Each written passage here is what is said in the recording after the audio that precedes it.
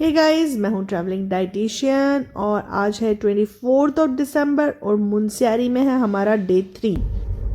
आज हम जा रहे हैं मटकोट घूमने और रास्ते में जो जो पॉइंट्स हमें मिलेंगे वो हम खुद भी देखेंगे और आपको भी दिखाते चलेंगे। अभी आप देख रहे हैं पंचाचुली पर्वत सामने।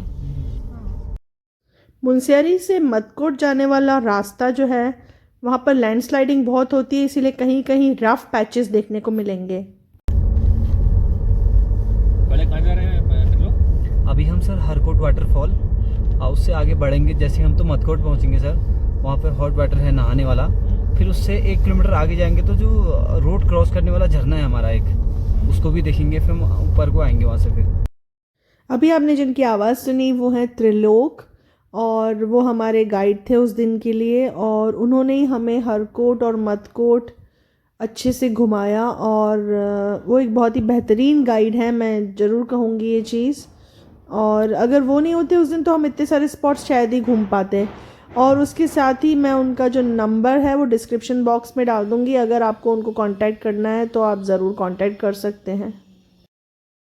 आज के हमारे सफ़र का पहला पड़ाव था हरकोट वाटरफॉल। हरकोट वाटरफॉल में, और ये है मुनस्यारी में। जब हम मुनस्यारी से नीचे जाते हैं मटकोट की तरफ तब हमें ये वाटरफॉल दिखता है रास्ते में। पंचाचली पीक्स हिमालय की 5 बर्फ से ढकी हुई चोटियों का ग्रुप है और मुनस्यारी से जगह जगह से ये आपको इसका व्यू दिखेगा और इस तरीके से दिखेगा मानो ये आपके साथ आँख में चोरी खेल रहे हैं। पंचाचली की जो हाईएस्ट ऊंचाई है वो 6,904 मीटर है और लोएस्ट पीक की ऊंचाई है 6,334 मीटर। और ये बहुत ही खूबसूरत पीक्स हैं जो दारमा वैली में दुक्तू विलेज के पास स्थित हैं। ऐसा माना जाता है कि 5 पांडवों ने घर छोड़ने से पहले यहाँ पर अपनी आखिरी मील बनाई थी, इसी से इसका नाम पड़ा, क्योंकि पंचा मीन्स 5 और चुली मीन्स स्टोव। और जैसे ही हम थोड़ा सा और आगे बढ़ते हैं तो हरकोट में हमें मिलता है एक और ब्यूटीफुल झरना, जहाँ पर रुककर हमने कुछ फ़ोटोज़ भी क्लिक करे। हालांकि वहाँ पे बहुत ठंड थी बट बहुत ही खूबसूरत था, इसीलिए रुक के फ़ोटो खिंचवाना तो बनता ही था।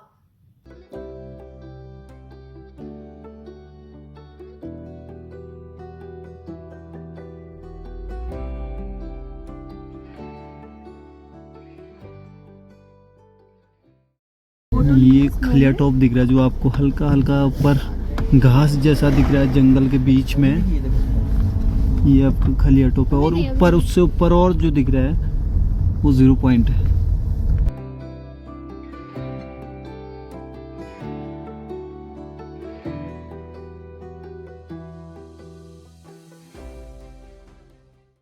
मटकोट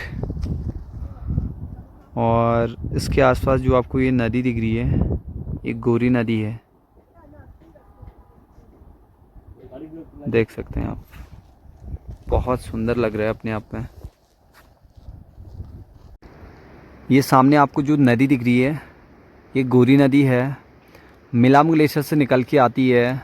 ये देखिए आप, अभी हम लोग मटकोट में हैं तो ये नदी जो है मटकोट से आके बहते हुए जौलजीबी में प्रवेश करती है। जौलजीबी में गोरी और काली नदी का संगम है। काली नदी धारचूला के काला पानी नामक स्थान से निकल के आती है।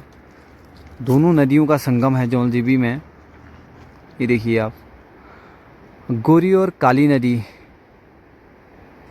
जैसी ये दोनों नदियां आगे बढ़ती हैं तो टनकपुर और बनबसा में ये शारदा के नाम से जानी जाती है। फिर गोरी नदी की लंबाई जो है मिलम ग्लेशियर से जौलजीबी तक 104 किलोमीटर है। ये मटकोट विलेज।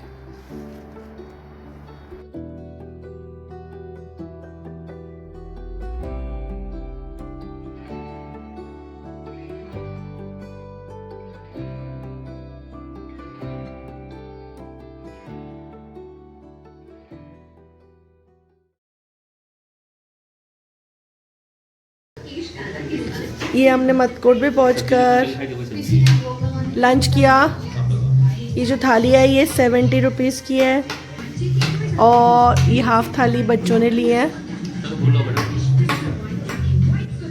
अभी हम लोग मत कोट में हॉट वाटर जा रहे हैं नहाने के लिए।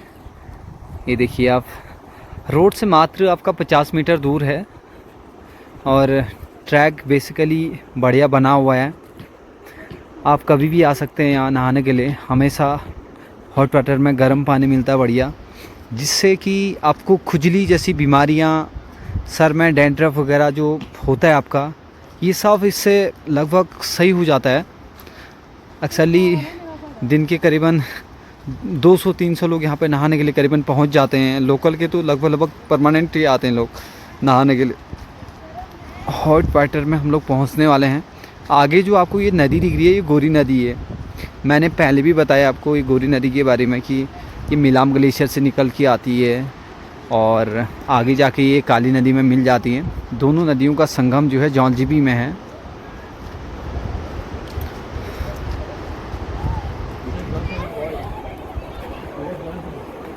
आप लोग पहुंचने वाले हैं, हम लोग पहुंचने वाले हैं कुछ ही क्षणों बाद। ये देखिए आप, इतने सारे लोग नहाने के लिए बैठे हुए हैं यहाँ पे, सब लोग नहा रहे हैं।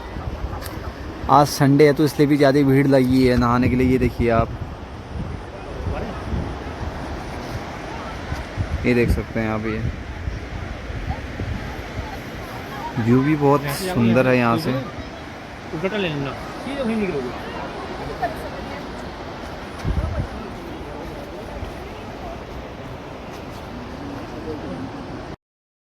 और कुछ सीढ़ियाँ नीचे उतरने के बाद हम पहुँचे हॉट वाटर स्प्रिंग।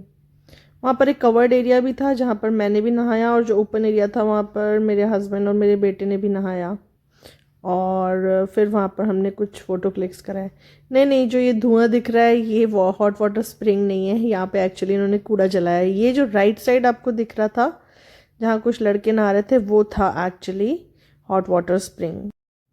और ये जो साइड में कवर्ड रूम दिख रहा है यहाँ पर मैंने नहाया, और वहाँ की कुछ लोकल लेडीज़ भी नहा रही थी। और उसके बाद हमने वहाँ पे कुछ फ़ोटोज़ भी क्लिक करवाए,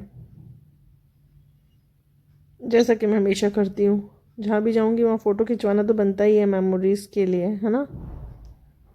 कुछ फ़ोटोज़ मैंने यहाँ भी लगाए हैं। हम लोग फाइनली वाटरफॉल पहुँचने वाले हैं मत कोट में। ये रोड क्रॉस करने वाला झरना है, सुंदर वादियों के बीच। जैसा कि आप देख सकते हैं पीछे है मत कोट वाटरफॉल, और यहाँ पे साथ में बह रही है नदी जिसका नाम है गौरी नदी।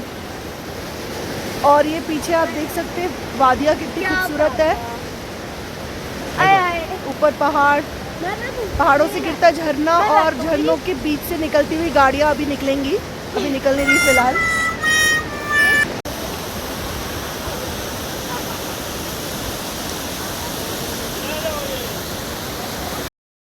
उस वक्त उस झरने के पास, उस बहते हुए झरने की आवाज़ को सुनते हुए जैसी फीलिंग मुझे हो रही थी, शायद वो मैं उसको एक्सप्लेन भी नहीं कर सकती, मेरे पास उतने वर्ड्स भी नहीं हैं।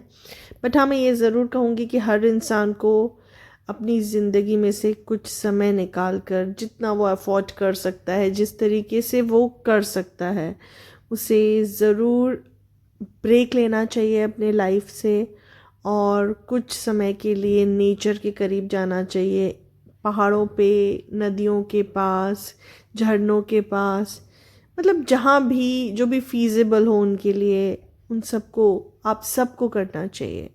क्योंकि जब आप इस तरीके की ज़िंदगी जीते हो तब आप वाकई में नेचर के करीब होकर बहुत ही रिलैक्स फील करते हो। मुझे तो घूमना एक मेडिटेशन लगता है।